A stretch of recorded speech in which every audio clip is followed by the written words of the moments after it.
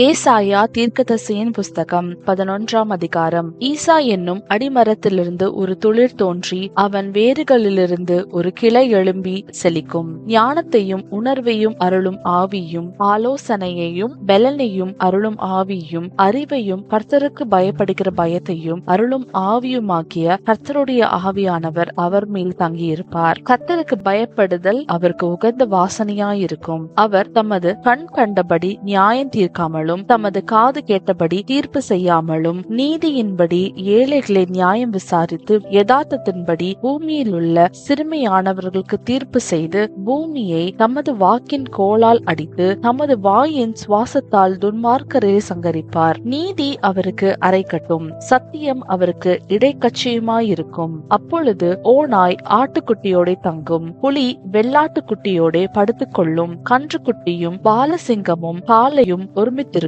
ஒரு சிறு பையன் அவைகளை நடத்துவான். பசுவும் கரடியும் குடிமேயும், அவைகளின் குட்டிகள் ஒருமித்து படுத்துக் கொள்ளும். சிங்கம் மாட்டை போல் வைக்கோல் தின்னும். பால் குடிக்கும் குழந்தை விரியன் பாம்பு வலையின் மேல் விளையாடும். பால் மறந்த பிள்ளை கட்டுவிரியன் புற்றிலே தன் கையை வைக்கும். என் பரிசுத்த பர்வதம் எங்கும் தீங்கு செய்வாரும் இல்லை, கேடு செய்வாரும் இல்லை. சமுத்திரம் ஜலத்தினால் நிறைந்திருக்கிறது போல் பூமி கர்த்தரை அறிகிற அறிவினால் நிறைந்திருக்கும். அக்காலத்திலே ஜனங்களுக்கு கொடியாக நிற்கும் ஈசாயின் வேருக்காக ஜாதிகள் விசாரித்து கேட்பார்கள். அவருடைய தாபர ஸ்தலம் மகிமையாயிருக்கும். அக்காலத்திலே ஆண்டவர் அசீரியாவிலும் எகிப்திலும் பத்ரோசிலும் எத்தியோப்பியாவிலும் பெர்சியாவிலும் சினேயாரிலும் ஆமாத்திலும் சமுத்திர தீவுகளிலும் தம்முடைய ஜனத்தில் மீதியானவர்களை மீட்டுக் கொள்ள திரும்ப இரண்டாம் விசை தமது கரத்தை நீட்டி ஜாதிகளுக்கு ஒரு கொடியை ஏற்றி இஸ்ரவேலில் துரத்துண்டவர்களை சேர்த்து யூதாவில் சிதறடிக்கப்பட்டவர்களை பூமியின் 4 திசைகளிலும் இருந்து கூட்டுவார்.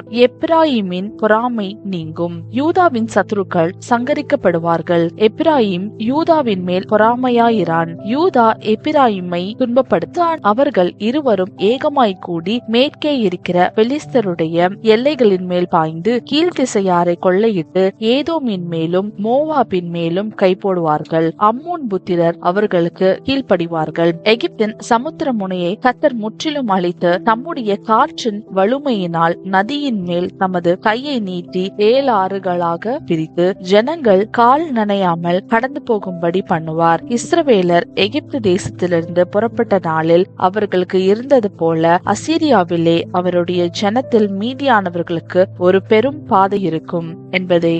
ஆமேன்.